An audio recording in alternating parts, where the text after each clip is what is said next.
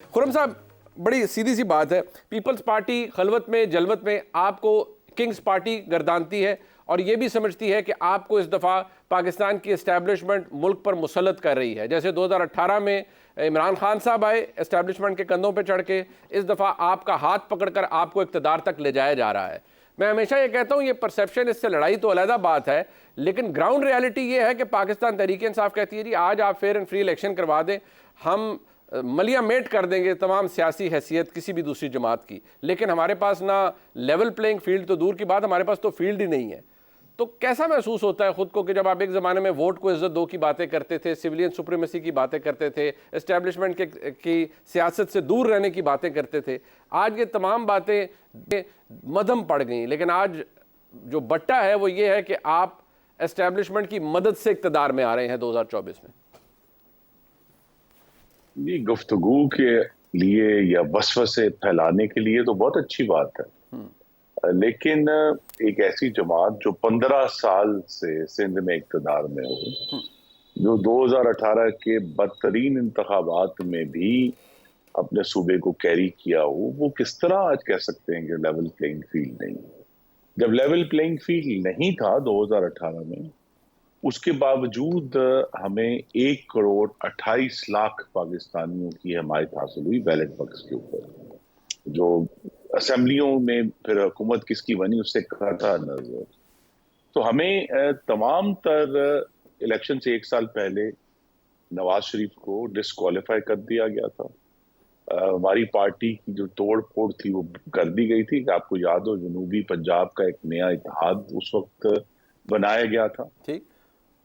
लेकिन उसके बावजूद मुस्लिम लीग नून को जो बुनियादी उसका वोट बैंक है वो मौजूद रहा, वो बैलेट बॉक्स पर भी आया और उसने इजहार किया, ठीक है, जिसके नतीजे में हम सबसे बड़ी अपोजिशन की जमात भी हम थे। तो लिहाजा ये कह देना कि जी ये या तो कोई जो जिस तरह हम कह सकते हैं कि जी वो जमात जिस 2013 में 35 नशिस्तें थी, वो 35 से 150 तक कैसे पहुंची, ये तो सवाल है ना जी पीटीआई के बारे में, कि उनकी 2013 में सिर्फ 35 नशिस्तें थी, वो 150 तक कैसे आए। तो लिहाजा उसको हम कह सकते हैं कि जी वो कोई लेवल प्लेइंग फील्ड नहीं था, लेवल प्लेइंग फील्ड को टेढ़ा करके उनको जो है जितवाया गया। यहां आज भी हमारा मुतालबा मुस्लिम लीग नून का, और वो मुतालबा है इलेक्शन कमीशन ऑफ पाकिस्तान से, वो साफ, शफाफ और गैर आईनी मुदाखलत से पाक इंतखाबात का है। हमारा बिल्कुल मुतालबा नहीं है कि हमें जिताने के लिए डस्का की तरह 20 प्रिजाइडिंग अफसर अगवा किए जाएं। हमारा बिल्कुल मुतालबा नहीं है कि हमें जितवाने के लिए डस्का की तरह जो शहरों की गलियों में गोलियां चलाई जाएं। हमारा बिल्कुल मुतालबा नहीं है कि हमें जितवाने के लिए आरटीएस को बैठाया जाए। हमारा बिल्कुल मुतालबा नहीं है कि हमें जितवाने के लिए कोई दूसरी ताकतें जो हैं वो जहाज भर भर के लेकर आए। और अगर पीटीआई का एक मसनूई तरीके से जिस जमात को बनाया गया और पहले तनाव में वो सनम पाश हो गया, तो आप ये देखिए कि उसका जो बेनिफिशियरी है वो इस्तेकाम पाकिस्तान पार्टी है, वो मुस्लिम लीग नून नहीं है। हम तो अपनी जगह पर खड़े हैं और अल्लाह ताला के करम से अभी हमारी जो तवक्को है वो पाकिस्तान से है कि जो उन्होंने नाइंसाफी नवाज शरीफ के साथ की थी वो उसका अजाला करेंगे, उसको रोल बैक करेंगे।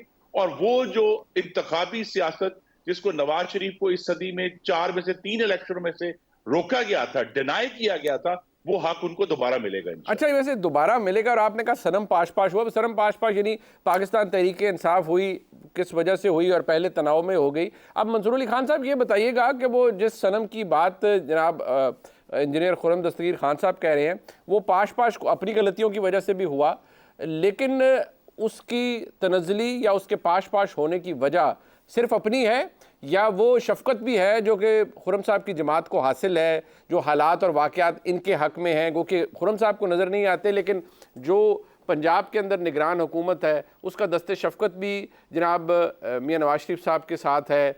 वो इस हद तक साथ है कि निगरान हुकूमत के पास बहुत सी चीज़ों के लिए एग्जीक्यूटिव अथॉरिटीज़ नहीं होती, लेकिन अल-अज़ीज़िया के अंदर उनकी जो सज़ा है उसकी मुअत्तली भी बड़ी आसानी से हो जाती है। बहुत से काम नहीं होते जो गैर मुंतखब हुकूमत, लेकिन वो भी हो जाते हैं।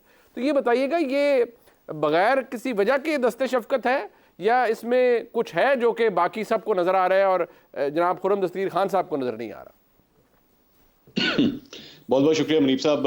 میں خرم صاحب ہمارے بھائی ہیں، دوست ہیں، میں بڑی قدر کی نگاہ سے ان کو دیکھتا ہوں، لیکن مجھے تھوڑا سا اختلاف اس بات سے ہوگا، کیونکہ ابھی فرما رہے تھے کہ ہمارا مطالبہ نہیں ہے کہ جس طرح ڈسکا کے اندر الیکشن ہوئے اس طرح کے الیکشنز منعقد کیے جائیں. ہمارا مطالبہ نہیں ہے کہ دھند کی وجہ سے جو ہے وہ پولنگ سٹاف نہ پہنچ سکے. ہمارا مطالبہ نہیں ہے کہ سڑکوں کے اوپر گولیاں چلیں اور الیکشنز جو ہیں وہ رگ کر دیے جائیں. ہمارا مطالبہ نہیں ہے کہ ہمیں جتا دیا جائے اس قسم کے انفیئر مینز کے ساتھ. بالکل میرے خیال میں خرم صاحب بالکل درست کہہ رہے ہیں، کیونکہ آپ کو مطالبہ کرنے کی ضرورت نہیں ہے، کیونکہ جو سب کچھ چل رہا ہے وہ ساری ہوائیں جب ٹھنڈی چل رہی ہے تو آپ کو اے سی آن کرنے کا مطالبہ آپ کیوں کریں گے جب موسم ہی اتنا اچھا ہے؟